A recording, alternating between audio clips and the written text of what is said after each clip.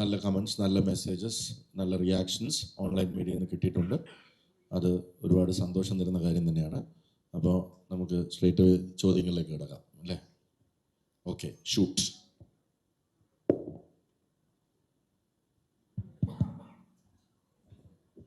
സിനിമയിൽ അഭിനയിച്ചിരിക്കുന്നവർക്ക് ചോദിക്കാനുള്ള ഇതില്ല, റൈറ്റ് ഇല്ല കേട്ടോ.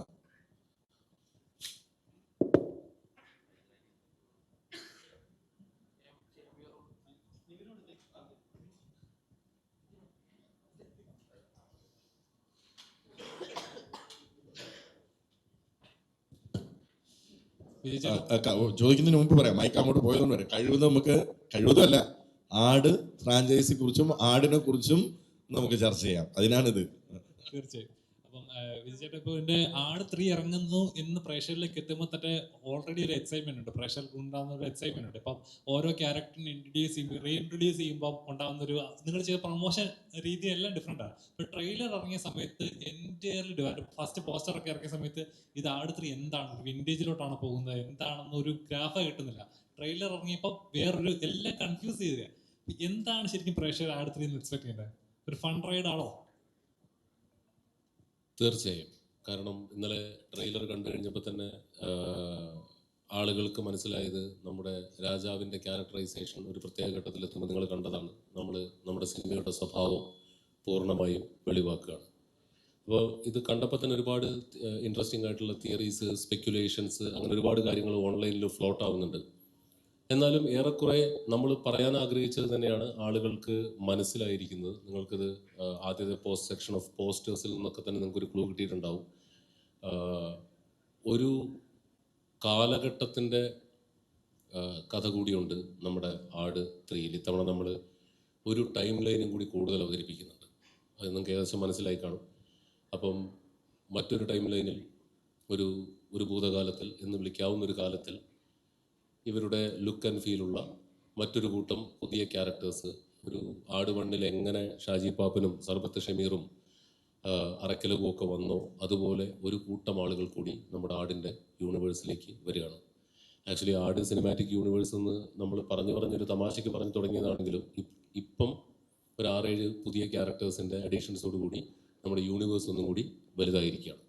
നിങ്ങൾക്ക് അവരെ വേണമെങ്കിൽ മറ്റൊരു ടൈം ലൈനിൽ ജീവിച്ചിരുന്ന അല്ലെങ്കിൽ ജീവിക്കുന്ന ഒരേ രൂപസാദൃശ്യമുള്ള ആളുകൾ എന്ന് വിളിക്കാം, അല്ലെങ്കിൽ പുനർജന്മങ്ങൾ എന്ന് വിളിക്കാം. എങ്ങനെയാണെങ്കിലും നമ്മുടെ പടത്തിലേക്ക് ഒരു ടൈം ലൈൻ കൂടെ ആഡ് ചെയ്യപ്പെടുകയാണ്. ബേസിക് ഫ്ലേവറിലൊന്നും ഒരു മാറ്റവും.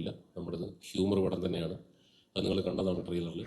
പിന്നെ scale, canvas, scope, production value എല്ലാം നമ്മൾ ഒന്ന് അപ്ഗ്രേഡ് ചെയ്തിട്ടുണ്ട്. പിന്നെ ഒരുപാട് കൂടുതൽ ഒരുപാട് കൂടുതൽ അപ്ഗ്രേഡ് ചെയ്തിട്ടുണ്ട്. അത് കഥ ആവശ്യപ്പെട്ടത് കൊണ്ടാണ്. കാരണം ഒരു ഭയങ്കര ഇൻട്രസ്റ്റിംഗ് ആയിട്ടുള്ള ഒരു സിനിമയായിരിക്കും ആട്. നമ്മുടെ സിനിമയുടെ സാഹസിക സ്വഭാവം നിലനിർത്തിക്കൊണ്ട് തന്നെ നമ്മൾ ഫാൻറ്റസി എലമെൻറ്റുകൾ ചേർത്തുകൊണ്ട് ചെറുതായിട്ടൊന്ന് എപ്പിക് ഫാൻറ്റസി എന്ന് വിളിക്കാവുന്ന ഒരു രൂപത്തിലേക്കാണ് ഇത്തവണ ആട് പ്രസൻറ്റ് ചെയ്യപ്പെടുന്നത്. ആടിൻ്റെ 3-ാം ഭാഗം ഒരു വ്യത്യസ്തമായൊരു സിനിമാനുഭവമായിരിക്കും, ഒരു വ്യത്യസ്തമായൊരു കോമഡി സിനിമയായിരിക്കും. വിജയ് ചേട്ടാ, അതേപോലെ ഇപ്പം ടൈറ്റിൽ തന്നെ ഇത് ആട് 3 1 ലാസ്റ്റ് റൈഡ് പാർട്ട് 1 എന്നാണ്. അതായത് ഒരു പാർട്ട് 2 ഉണ്ടെന്ന് ഓൾറെഡി അനൗൺസ് ചെയ്യുക. അതൊരു പ്രൊഡ്യൂസറിനെ സംബന്ധിച്ചുണ്ടാകുന്ന ഒരു പ്രോമിസ് അല്ലെങ്കിൽ ഒരു വിശ്വാസം എന്ന് പറയുന്നത് ചെറിയൊരു കാര്യമില്ലേ? ഓൾറെഡി ഒരു പടം ഇറങ്ങി പ്രേക്ഷകൻ എടുക്കോ ഇല്ലയോ, വിജയിക്കോ ഇല്ലയോ എന്ന് പോലും അറിയാതെ ഇതിനൊരു പാർട്ട് 2 ഉണ്ട്, വന്നിരിക്കും എന്ന ഒരു പ്രോമിസ് കൊടുക്കുന്ന ചെറിയൊരു കാര്യമില്ല. അപ്പോൾ ആ കോൺഫിഡൻസ് ഞാൻ ആട് 1 ഇറങ്ങിക്കഴിഞ്ഞാൽ ആട് 2 ചെയ്തപ്പോൾ ചെയ്തിരുന്നല്ലോ. അന്നും ഇതേ ചോദ്യം ചോദിച്ചിരുന്നു. ആട് 1 ഒരു ബോക്സ് ഓഫീസ് പരാജയമായിരുന്നിട്ട് ആട് 2 എങ്ങനെയാണ് ഇറക്കുന്നതെന്ന് നമ്മളോട് മീഡിയ മാത്രമല്ല തിയേറ്ററുകാർ ചോദിച്ചു, ഇൻഡസ്ട്രി ചോദിച്ചു. അതേ കോൺഫിഡൻസ് തന്നെയാണ് ആട് 3 ഇറങ്ങുമ്പോൾ പാർട്ട് 2 ഈ ഫ്രാഞ്ചൈസി അല്ലെങ്കിൽ ഈ ക്യാരക്ടേഴ്സിനെ മലയാളികൾ, ലോകമെമ്പാടുമുള്ള മലയാളികൾ ഒന്നടങ്കം സ്വീകരിച്ചിട്ടുള്ളതാണ്.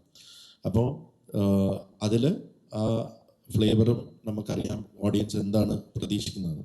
നേരത്തെ മിഥുൻ പറഞ്ഞ പോലെ ഇതിൽ ആ ക്യാരക്ടേഴ്സിനോടൊപ്പം തന്നെ അവർ തന്നെ പെർഫോം ചെയ്യുന്ന, വേണമെങ്കിൽ പുനർജന്മം എന്ന് വിളിക്കാം, അല്ലെങ്കിൽ അതേ ടൈം ലൈൻസ്, പണ്ടത്തെ ടൈം ലൈൻസിൽ ജീവിച്ചിരുന്ന വേറൊരു ക്യാരക്ടേഴ്സ് എന്ന് വിളിക്കാം. അത് ഓരോരുത്തരുടെ ഇമാജിനേഷൻ പോലെ ഇത് ചെയ്യാവുന്നതാണ്.